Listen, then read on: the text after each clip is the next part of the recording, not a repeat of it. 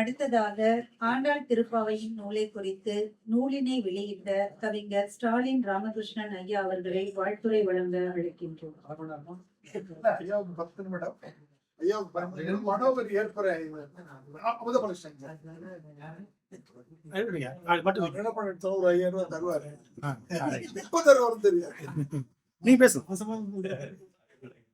அடலேறு மொழித்தமிழே, இன்ப கடலேறு தனித்தமிழே, சோலை மடலேறு சுவைத்தமிழே, என் உடலேறி உயிரேறி வாழ்விக்கின்றாய். அரங்கில் கூடியுள்ள அனைவருக்கும், கூட்டத்தினுடைய தலைவர் அவர்களுக்கும், நூலை வெளியிட்ட பேராசிரியர் தமிழின் அவர்களுக்கும் என்னுடைய இனிய மாலை வணக்கத்தை தெரிவித்துக் கொள்கின்றேன். மிக அருமையான ஒரு அற்புதமான தலைப்புடைய நூல். அதற்கு முன்பு ஒரு சில கருத்துக்கள். இன்று தன்னுடைய நடைபயணத்தை பற்றி நம்மிடம் தமிழ் மாமணி வாங்குசே திருவள்ளுவர் ஐயா அவர்கள் பகிர்ந்து கொண்டார். அவருடைய சில செய்திகளை குறித்து நான் அவருடைய இணையதளத்திலே சென்று படித்திருக்கின்றேன். இதற்கு முன்பும் படித்திருக்கின்றேன். அவரும் அவருடைய தந்தையாரும் தமிழுக்கு ஆற்றிய தொண்டுக்கு முதலில் அவையின் சார்பாக என்னுடைய நன்றிகளை தெரிவித்துக் கொள்கின்றேன். ஐயா குறிப்பிட்டபடி எங்கும் தமிழ் எதிலும் தமிழ், அதற்கும் இந்த நூலுக்கும் இந்த ஆண்டாளுக்கும் சம்பந்தம் இருக்கின்றது. அதை குறித்து தான் சில நிமிடங்கள் நான் பேச விளைகின்றேன். அதே போல இங்கு பேசிய டிஃபானி அவர்களும் இந்த நூலை குறித்து நான் என்ன பேச வேண்டும் என்று நினைத்தோனோ அதை பற்றி அவங்க குறிப்பிட்டு விட்டார். அதனால் நான் இன்னும் கொஞ்சம் தேடிட்டு இருக்கேன், எதை பத்தி பேசலாம் அப்படின்னு சொல்லிட்டு தேடிட்டு இருக்கேன். ஐயா அவர்கள் இப்போ இந்த தொல்காப்பியத்துல இருந்து நம்ம வருவோம். தொல்காப்பியத்துல இருந்து பாத்தீங்கன்னா எல்லாத்துக்குமே உரை தேவைப்படுது. தொல்காப்பியத்திற்கு உரை அவசியம், திருக்குறளுக்கு உரை அவசியம்.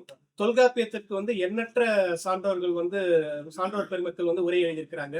அதே போல திருக்குறளுக்கு ஏறத்தாழ ஒரு 1500 ஆண்டுகளுக்கு காலத்திற்கு மேலாக பல உரையாசிரியர்கள் உரை எழுதியிருக்கிறாங்க.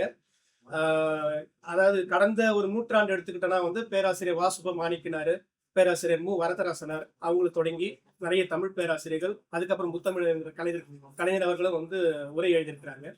அதே போல திருப்பாவைக்கு எண்ணற்ற உரைகள் வந்திருக்கு. திருப்பாவை பாத்தீங்கன்னா ஒரு சமய நூலா, அதாவது வைணவ தத்துவத்தினுடைய அடிப்படையில நிறைய உரைகள் வந்திருக்கு. அதாவது கிட்டத்தட்ட ஒரு பல நூற்றாண்டு காலமா அப்படிதான் உரைகள் வந்திருக்கு. அதுல இருந்து இது ஒரு மாறுபட்ட உரை அப்படின்னு சொல்லலாம். மாறுபட்ட உரை அப்படின்னா எப்படின்னா மெய்யியல் இதுதான் சொல்கிறது, மெய்யியலுடைய கருத்து இதுதான் அப்படின்றத இங்க ஆணித்தரமா தன்னுடைய நூல்ல தமிழியலன் மிகவும் அழகாக வெளிப்படுத்தி காட்டியிருக்கிறார். இப்ப நீங்க தொல்காப்பியமே எடுத்துக்கிட்டீங்கன்னா, தொல்காப்பியத்துல மெய்யியல் பத்தி நிறைய கூறுகள் இருக்கின்றது. மெய்யியல் என்பது வெறும் பக்தி அல்ல, இறைவனை மட்டும் பேசுவதல்ல, இறைவனை மட்டும் புகழ்ந்து பாடுவதல்ல. மெய்யியல் என்பது நமக்கும் இயற்கைக்கும், இயற்கை எப்படி நாம் கலந்து வாழ்கின்றோம், இயற்கையோடு இயற்கையாக அறிவியல் எப்படி கலந்து வாழ்கின்றது, அதை பற்றி கூறுவதுதான் ஒரு மெய்யியல்.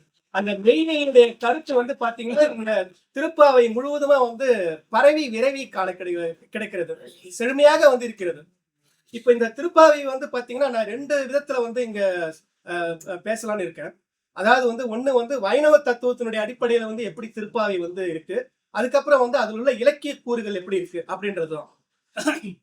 நிறைய இப்ப நீங்க கடந்த ஒரு நூற்றாண்டு காலம் பாத்தீங்கன்னாக்க தமிழுக்கு வைணவர்கள் ஆற்றிய தோண்டு அளப்பரியது.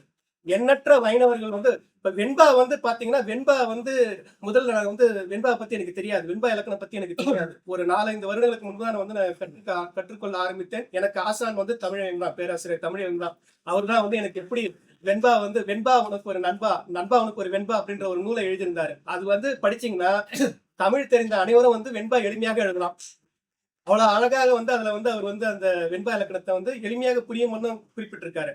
அதுக்கப்புறம் தான் நான் ஆராய்ச்சி பண்ண போது வைணவர்கள் நிறைய வெண்பாக்களை எழுதியிருக்காங்க. அது ஒரு தனி திரட்டு. அதை பத்தி இப்ப நம்ம பேசுறதற்கு நேரம் இல்லை. ஆனா வைணவர்கள் நிறைய தொண்டாற்றி இருக்காங்க. அந்த வகையில இந்த திருப்பாவை அப்படிங்கிறது தத்துவத்தினுடைய அடிப்படையில அமைந்திருக்கு. என்ன தத்துவம்? வைணவத்துல ஒரு தத்துவம் இருக்கு. வைணவத்துல எம்பெருமான், அதாவது ஸ்ரீமன் நாராயணன் பெருமாள் அப்படின்றவர் 5 நிலைகளில் உறைவதாக சொல்றாங்க. என்ன 5 நிலைகள்? பரம் என்ற ஒரு நிலை, வியூகம் என்ற ஒரு நிலை, விபவம் என்ற ஒரு நிலை, அர்ச்சை என்ற ஒரு நிலை, அந்தாமி என்ற ஒரு நிலை. இந்த 5 நிலையும் ஆண்டாள் தன்னுடைய திருப்பாவையில வந்து 30 பாசுரத்துல வந்து காட்டியிருக்கிறாங்க. ஆண்டாள் வந்து எழுதுனது வந்து திருப்பாவை, அது வந்து 30 பாசுரங்கள். அதே மாதிரி நாச்சியார் திருமொழி எழுதியிருக்காங்க. நாச்சியார் திருமொழி வந்து 143.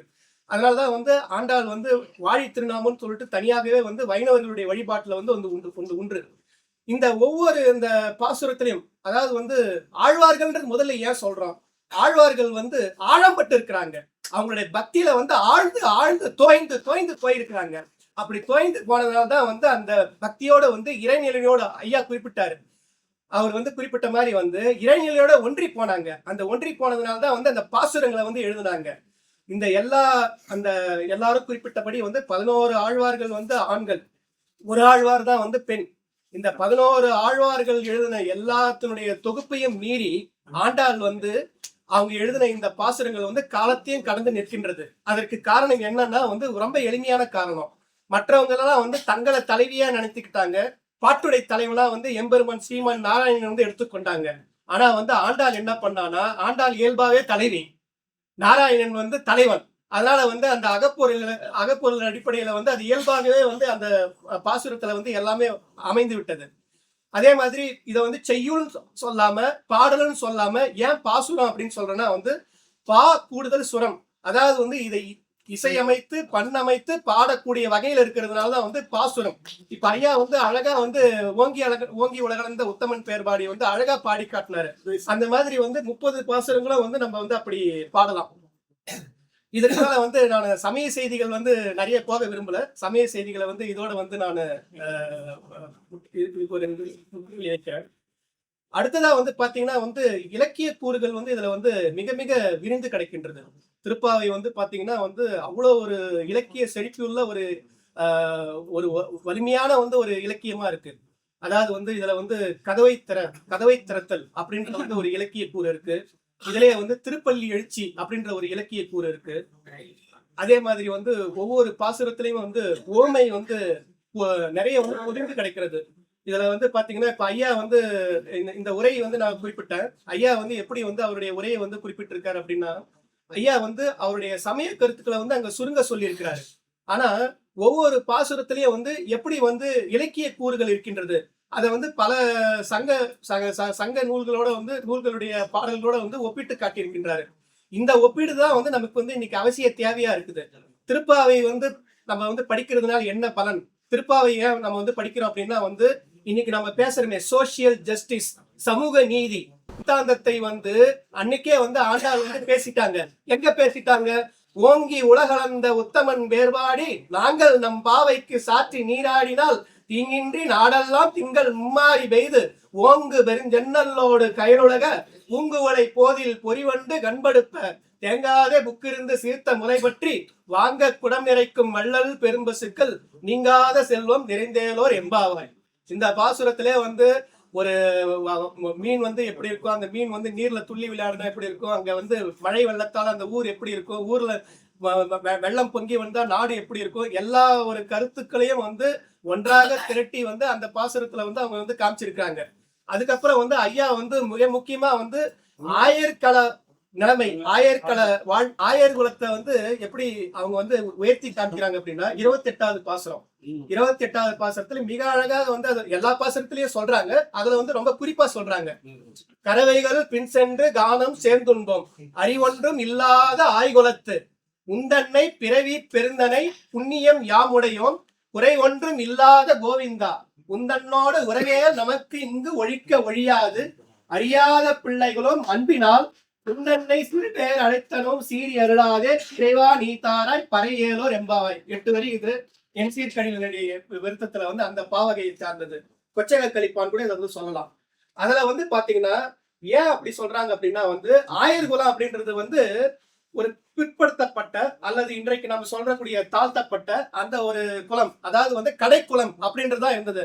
ஆனா வந்து ஆண்டாள் வந்து அதை வந்து தன்னுடைய ஒவ்வொரு பாசனத்திலே வந்து உயர்த்தி காமிக்கிறாங்க. உயர்த்தி காமிச்சு பிறப்பால் வந்து அடிப்படையில வந்து ஆண்டாள் வந்து ஒரு உயர்ந்த சமூகத்தை சார்ந்தவராக தான் வந்து வரலாறு வந்து குறிப்பிடுகின்றது. அவருடைய தந்தை பெரியாழ்வாரும் வந்து ஒரு உயர்ந்த கட்டமைப்பு அந்த சாதியை சார்ந்தவராக தான் குறிப்பிடப்படுகின்றது. ஆனா இந்த பாசுரங்களில் எல்லாமே வந்து அந்த சமத்துவத்தை வந்து நிலைநாட்டுறாங்க. அந்த சமத்துவத்தை நிலைநாட்டும் போது வந்து அது வந்து அனைவரையும் சென்றடைகின்றது. இன்று தமிழ் எங்கு ஒலிக்கிறது, ஆலயங்களில் ஒலிக்கிறதா அப்படின்னு வந்து ஒரு கேள்வி எழுகிறது. ஐயா வந்து ஒரு கேள்வி கேட்டார், எங்கும் தமிழ் எதிலும் தமிழ், ஆலயத்தில் தமிழ். ஆலயத்தில் தமிழ் ஒலித்துக் கொண்டுதான் இருக்கின்றது. எந்த ஆலயத்தில்? வைணவ ஆலயங்களில் தமிழ் ஒலித்துக் கொண்டுதான் இருக்கின்றது. திருமலையில் தமிழ் ஒலித்துக் கொண்டுதான் இருக்கின்றது. திருமலையில் தினமும் நடைபெறுகின்ற தோமாலை சேவையில் இந்த 28 திருப்பாவை பாசுரங்களும் ஒலித்துக் கொண்டுதான் இருக்கின்றது. எல்லா 108 திவ்ய தேசங்கள், அதாவது புவியில வந்து 106 திவ்ய தேசங்கள் இருக்கு. இந்த 106 திவ்ய தேசங்களிலும் வந்து சாற்று முறை என்று ஒன்று நடைபெறுவது உண்டு. அதாவது வந்து பெருமாளுக்கு வந்து அந்த வழிபாடுக்கான ஒரு முறை. அந்த வழிபாட்டுல வந்து இந்த எல்லா பாசுரங்களுமே வந்து அந்த பாசுரங்களை வந்து சொல்லிட்டு தான் வந்து அடுத்தடுத்த அந்த கீர்த்தனைகளை வந்து சொல்லுவாங்க.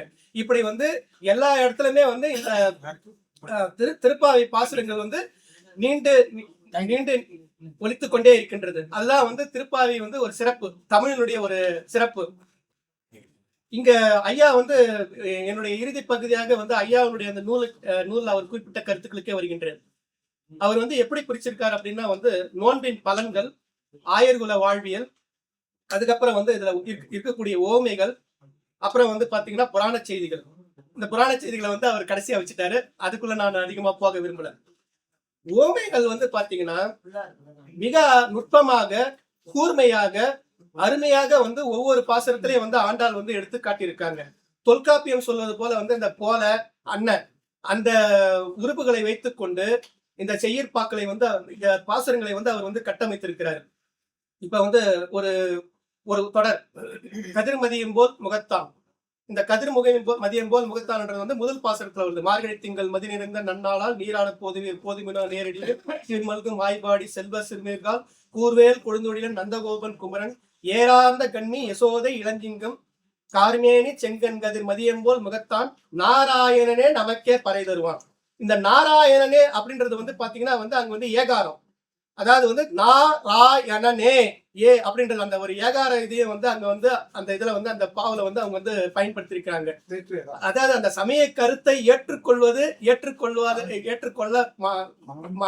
விரும்பாமல் இருப்பது அவர்களுடைய தனிப்பட்ட உரிமை. ஆனா வந்து அந்த இடத்துல வந்து அந்த இலக்கிய கூரை வந்து அவங்க வந்து நுட்பமாக வந்து பயன்படுத்திருக்கிறாங்க. அடுத்தது 27வது பாசுரம். 27வது பாசுரத்தை பத்தி அவரு கன்னடா பெரியவர் வந்து மிக அழகாக வந்து எடுத்து காட்டினார். எப்படி எடுத்து காட்டினார் அப்படின்னா வந்து கூடாரை வெல்லும் சீர்கோவிந்தா உந்தன்னை பாடி பறை கொண்டு யாம்பெரும் சம்மானம் நாடு புகழும் பரிசினால் நன்றாக சூடகமே தோல்வளையே தோடே செவிப்பூவே பாடகமே எந்தனையே பல்கலனும் யாமணிவோம் ஆடை உடுப்போம் அதன் பின்னே பாசூறு மூட நெய்ப்பெய்து முழங்கை வழிவார கூடியிருந்து குளிந்தேலோர் எம்பாவை. வைணவம் என்ன சொல்லுது, ஆண்டாள் என்ன சொல்றாங்கன்னா அததான் சொல்றாங்க. கூடி இருப்பது ஒன்றி இருப்பது, ஒன்றோடு இருப்பது. அதுல வந்து பாத்தீங்கன்னா அந்த கூடாரை அப்படின்றதுக்கு சொல்லுக்கான பொருள் என்னவென்றால், கூடார் அப்படின்னா வந்து எதிரி, கூடுவதில்லை, கூடுகின்றதுக்கு எதிர் சொல். அந்த கூடாரையும் வெல்லக்கூடிய ஆற்றல் படைத்தவன் கண்ணன். அதாவது எந்த கண்ணன்? ஆண்டாள் விரும்பும் கண்ணன். கண்ணதாசன் வந்து அழகா சொல்லுவாரு. ஆண்டாளை பத்தி சொல்லும்போது அந்த காதலன் அதை விரிவாக விவரிப்பார். சோ அந்த காதலனை பத்தி அவர் சொல்லும்போது வந்து கூடாரை வெல்லும் சீர்கோவிந்தா. அதுல வந்து அவர் வந்து எவ்வளவு நுட்பமா வந்து சில செய்திகளை சொல்லியிருக்காங்க ஆண்டாள். அதுல வந்து பாத்தீங்கன்னாக்க சூடகமே தோல்வளையே தோடே செவிப்பூவே. மொத்தம் வந்து அதுல வந்து 5 ஆபரணங்களை வந்து காமிக்கிறாங்க. சூடகம், தோல்வளை, இது போன்ற ஒரு இலக்கியத்துல வந்து ஒரு நுட்பமாக வந்து கருத்தை வந்து பூத்தின பெருமை வந்து ஆண்டாளுக்கு தான் வந்து சாரம். அதே மாதிரி வந்து இப்ப நான் அந்த கடை திறப்பு அப்படின்ற ஒரு செய்தியை வந்து சொன்னேன். கடை திறப்பு அப்படின்றத பத்தி வந்து கலிங்கத்து பரணி வந்து விரிவாக பேசியிருக்கேன். கலிங்கத்து பரணியில வந்து பாத்தீங்கன்னா வந்து அந்த போர் வீரர்கள் வந்து கலிங்கத்துக்கு போயிட்டு வெற்றி பெற்றுட்டு வராங்க. வெற்றி பெற்றுட்டு தாய்நாட்டுக்கு வரும்போது வந்து அவங்க வீட்டுல வந்து அவங்க மனைவிகள்லாம் வந்து அந்த போர் வீரர்களுடைய மனைவிகள் வந்து அவங்க வந்து உள்ள விடமாட்டேன்றாங்க. கதவு வந்து தாப்பால் போட்டுக்கிறாங்க. ஒரு செல்ல கோவம், ஊடல் மாதிரி அது. அந்த கோவத்தை தாப்பால் போட்டுட்டு உள்ள விட மாட்டேன்றாங்க. உள்ள விடாத இவங்க என்ன பண்றாங்க அப்படின்னா வந்து அந்த போர்ல வந்து நாங்க வந்து வெற்றி பெற்றோம், எப்படி வெற்றி பெற்றோம், நாங்க இந்த சாகசத்தை எல்லாம் பண்ணி வெற்றி பெற்றோம் அப்படின்னு சொல்லிட்டு அந்த கதைகள் எல்லாம் சொல்லிட்டு அதுக்கப்புறம் வந்து அவங்க மனைவியோட அந்த ஊழலை வந்து தீர்க்கிறாங்க. அப்பதான் வந்து அந்த கதவை திறத்தல் அப்படின்ற நிகழ்ச்சி வந்து நடக்குது. அது போல வந்து அந்த கதவை திறத்தல் அப்படின்றத பத்தி ஆண்டாள் வந்து கிபி 7வது நூற்றாண்டிலே வந்திருக்காங்க. 731 டிசம்பர் 12 அப்படின்னு சொல்லிட்டு ராகவ ஐயங்கார் வந்து அதான் சொல்லியிருக்காரு. அதுக்கப்புறம் வந்து சில வைணவத்துக்கு உரை எழுதின உரையாசிரியர்கள்லாம் வந்து அதை தான் வந்து குறிப்பிடுறாங்க. அன்னைக்குதான் வந்து வெள்ளி எழுந்து வியாழம் உறங்கின்றது. இந்த மாதிரி சொன்ன மாதிரி வந்து அந்த அந்த வான்வெளி செய்தி வந்து நடந்தது அன்னைக்குதான் நடந்ததா வந்து குறிப்பிடப்படுகிறது. சோ அந்த அடிப்படையில வந்து அந்த கதவை திற அப்படின்ற அந்த இலக்கிய ஒரு கட்டமைப்பையும் வந்து ஏறத்தாழ வந்து கணிகத்து பரணி வந்து ஏற்பட்ட காலம் வந்து 12வது நூற்றாண்டு. இது வந்து 8வது நூற்றாண்டு முடிச்சது. 8வது நூற்றாண்டு. இந்த 8வது நூற்றாண்டிலே வந்து அந்த கதவை திரை அப்படின்ற ஒரு இலக்கிய அந்த அம்சத்தையும் வந்து ஆண்டாள் வந்து தன்னுடைய பாசுரங்கள்ல வந்து பயன்படுத்தி இருக்கிறாங்க. அதனால வந்து ஆண்டாள் பாசுரம் அப்படின்றது வந்து ஒரு சமயத்தையோ அல்லது ஒரு மதத்தையோ அல்லது ஒரு ஜாதிக்கோ உட்பட்டது அல்ல. இது வந்து தமிழர்களுடைய சொத்து, தமிழருடைய ப்ராப்பர்ட்டி அப்படின்னு சொல்றோம் இல்லையா, தமிழருடைய ப்ராப்பர்ட்டி. அதனால வந்து ஆண்டாள் பாசுரத்தை வந்து நம்ம என்னைக்கு வேணாலும் வந்து எப்போ வேணாலும் தினந்தோறுமே வந்து அதை வந்து நம்ம வந்து படிக்கலாம், அதை வந்து பாடலாம். நிறைவாக வந்து ஆண்டாளுடைய அந்த திருப்பாவைக்காக வந்து நான் வந்து ஒரு ஆண்டுக்கு முன்பு வந்து ஒரு வெண்பாவை எழுதினேன். அந்த வெண்பாவை வந்து இந்த அவையில வந்து சொல்லுவது பொருத்தமாக இருக்கும் என்று நினைக்கிறேன். மார்கழி திங்கள் மதிநிறை பாசுரத்தை மார்கழி காலையில் சேவிக்க, மார்கழி திங்கள் மதிநிறை பாசுரத்தை மார்கழி காலையில் சேவிக்க, சீர்மை திருவாண்டால் தோழியர் தம்மோடு, சீர்மை திருவாண்டால் தோழியர் தம்மோடு பாடும் திருப்பாவை நாள்தோறும் பாடு, பாடும் திருப்பாவை நாள்தோறும் பாடு. இது வந்து இருகற்ப நேரிசை வெண்பா. அந்த அடிப்படையில் வந்து இந்த இதை வந்து வெண்பா எழுதியிருக்கேன். இந்த வாய்ப்பை வழங்கிய அனைவருக்கும் என்னுடைய வணக்கத்தையும் நன்றிகளையும் தெரிவித்துக் கொள்கிறேன். நன்றி, வணக்கம்.